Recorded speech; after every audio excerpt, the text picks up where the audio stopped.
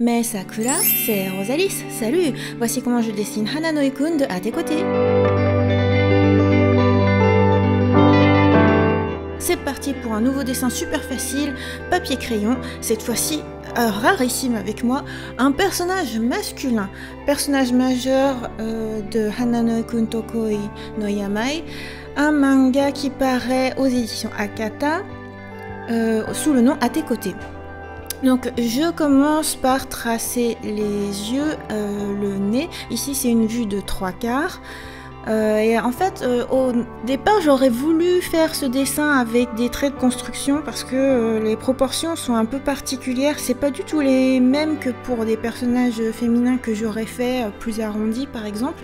Mais je sais que pour des personnes qui ont envie de dessiner un peu au feeling et rapidement, par exemple je pense à Jatsar, dès que je lui montre des dessins, une manière de dessiner en trait de construction, ah elle est pas contente, bon d'accord très bien, alors juste au feeling. Donc ça veut dire qu'il faut y aller un petit peu à tâtons. Donc là tout le début du dessin je le fais en appuyant très peu sur le crayon. Donc je place un peu tout, hein, le regard, le nez jusqu'aux sourcils. Et ensuite seulement je tracerai des traits plus définitifs. Là je suis toujours sur poser un petit peu les éléments, tout doucement, y compris la bouche qui est très large. Donc pour se repérer un petit peu, on regarde par rapport aux yeux, sachant que comme je disais que c'est 3/4, donc c'est un peu plus large sur la droite. Voilà, donc j'ai tracé quelques petits traits, vous avez vu au niveau du menton, quand on trace une ligne imaginaire au niveau de la bouche, et ensuite voilà pour tracer un petit peu la forme géométriquement un peu triangulaire du visage de ce personnage. Voilà. Donc voilà, j'y vais de plus en plus. Alors ce qu'il y a de particulier avec ce personnage là, c'est qu'il a un peu plusieurs facettes. Il peut avoir un regard un peu inquiétant, diabolique, un peu tu caches quelque chose, t'as l'air obsessionnel, et parfois un regard hyper doux, hyper bienveillant. Donc vous me connaissez bien, moi j'ai choisi plutôt de le représenter dans sa forme douce et bienveillante. Autre chose aussi, il a un regard qui est un petit peu baissé vers le bas, parce que il regarde beaucoup l'héroïne qui est toute petite alors que lui est hyper grand. Voilà pour les petits détails de ce style. Alors là, je commence déjà à poser un petit peu quelques mèches de cheveux, pas tout à fait de manière définitive, mais pour voir les endroits où les cheveux vont venir par-dessus, par exemple par-dessus l'oreille, par-dessus la forme du visage, et aussi par-dessus les yeux, parce que j'ai pas été jusqu'au bout. Justement parce que les mèches de cheveux allaient encadrer tout le visage. En fait, tu as une grosse mèche qui vient un petit peu entre les deux yeux et ensuite ça part sur les côtés.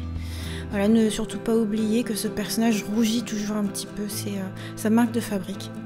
Voilà, une boucle d'oreille. Ça aussi c'est sa marque de fabrique, nous découvrirons un peu plus tard pourquoi est-ce qu'il a une boucle d'oreille, je ne spoile pas. N'oubliez pas que ce manga là, si vous l'avez commencé et que vous vous dites « Ah je sais pas si j'aime », il faut aller au moins jusqu'au tome 3 où il y a des choses qui se révèlent et qui se dénouent. Voilà, donc au départ, si vous avez remarqué, le regard il était un peu vide, donc plus ça va, enfin, c'est-à-dire plus les choses sont bien posées et plus je viens rajouter des petits détails, petits ombrages au niveau du nez, de la bouche et aussi justement au niveau des yeux. Donc j'ai accentué un petit peu la pupille, il y a quelques rayons, on voit un peu mieux qu'il y a 3 petites bulles lumineuses. Voilà, pareil pour les plis des paupières, que je viens renforcer un peu davantage. Parce que voilà, c'est un regard qui est vraiment très doux, très gentil, très amoureux. Et en fait, c'est un personnage, un des plus beaux personnages masculins dans les mangas modernes de ces derniers temps, je trouve. Megumi Morino fait des personnages masculins vraiment beaux dans toutes ses histoires, c'est les personnages les plus fascinants. Et pourtant, on parle de shoujo manga, hein. Traditionnellement, dans le shoujo manga, c'est plutôt le personnage féminin qui va fasciner, ou alors une de ses amies ou autre. Et notamment, moi j'aime bien dessiner des personnages féminins avec des longues chevelures. Voilà, on est complètement sur autre chose. Au fait, si vous vous posez la question pourquoi est-ce que je fais un fan art de cette histoire-là, d'abord c'est parce que j'adore ce manga, mais aussi parce que c'est Morgane qui m'a fait le request. Je lui ai dit, après avoir fait Clara de Animal Crossing New Horizons, tiens, qu'est-ce que t'aimerais que je dessine? Et là, il me dit, à tes côtés. Là, je suis, what? Ok, bon bah, challenge accepted. Voilà, sinon, alors petit détail, normalement, je pense qu'il aurait fallu que je fasse un coup un peu plus large, en exagérant bien la pomme d'Adam, voilà, pour faire très viril, très attirant. Mais en même temps, je trouve que c'est un adolescent, alors j'ai pas voulu trop forcer. Voilà, c'est un lycéen quoi. Si je faisais un coup trop large, musclé, enfin voilà, je trouvais que ça le vieillissait beaucoup. Même si dans le manga, c'est quand même déjà assez large. Je trouve qu'il a une corpulence pratiquement adulte. Bon, voilà. Tout ça pour dire que voilà, c'est ma petite marque de fabrique à moi. Je l'ai un tout petit peu rajeunie au niveau du corps. Pas forcément du visage, mais voilà. À chaque fois quand on fait un fan art, hein, on choisit... Enfin, dans mon cas, de pas faire exactement pareil, mais d'adapter un petit peu. Voilà, c'est ce que j'ai adapté.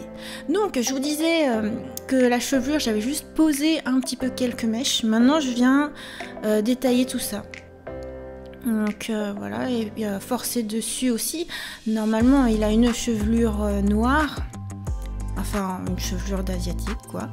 Et avec quelques petits reflets. En fait, là, je vais...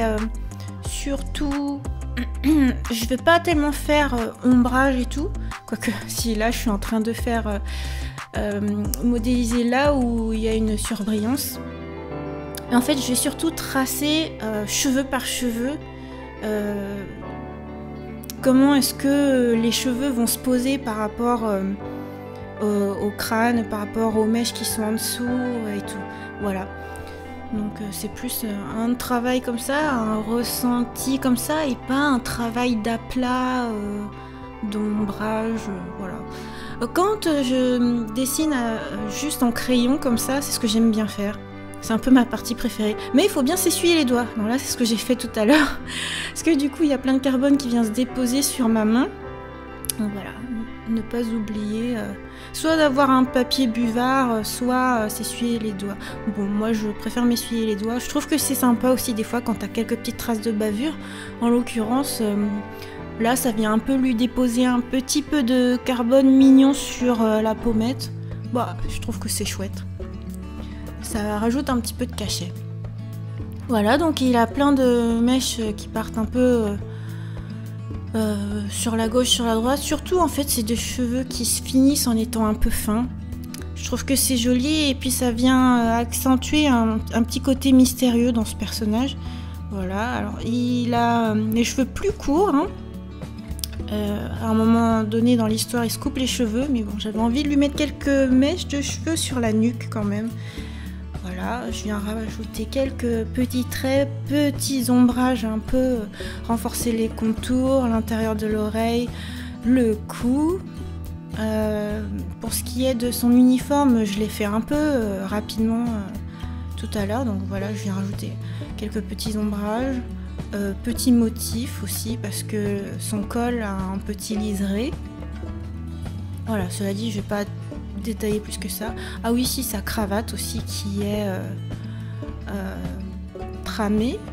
Après, qu'est-ce que je fais? Ben, un peu de pli sur sa chemise. Voilà, qui marque un petit peu sa corpulence. Voilà. Pour ce qui est du personnage, c'est pratiquement terminé. Super facile, non? Non, en réalité, il est pas si évident à faire comme personnage. Ça dépend si on a l'habitude de dessiner des personnages masculins ou pas. Et en l'occurrence, pour moi, ce qui était le plus difficile à rendre avec ce personnage, c'est son regard qui est si particulier. Un regard amoureux à mi-chemin entre la gentillesse et le mystère. Voilà. Puis cette bouche excessivement large aussi. Alors après, pour renforcer le fait qu'il est dans son mode bienveillant, j'ai voulu rajouter quelques fleurs, en l'occurrence des tournesols. Il se trouve que quand j'étais au Japon, il y avait une des pages couleurs dans les Center Color où il y avait une illustration où ils étaient dans un champ de tournesol. Je trouvais que c'était vraiment très joli, donc voilà, j'ai voulu rappeler ça. Juste en tout petit liseré, hein, en forçant pas du tout sur mon crayon, mais juste pour faire une petite ambiance. Pour ceux qui sont familiers à Animal Crossing, quand t'as des fleurs aussi, ça exprime la joie. Enfin, voilà, c'est vraiment... T'es dans une ambiance chaleureuse, quoi. Voilà, c'est le Hanano-kun que j'aime bien, c'est le Hanano-kun qu'on découvre de plus en plus dans l'histoire. Je vous recommande vraiment de lire ce manga et j'espère que vous allez essayer de dessiner à mes côtés. Voilà, j'espère que cette vidéo vous a plu. Bye bye!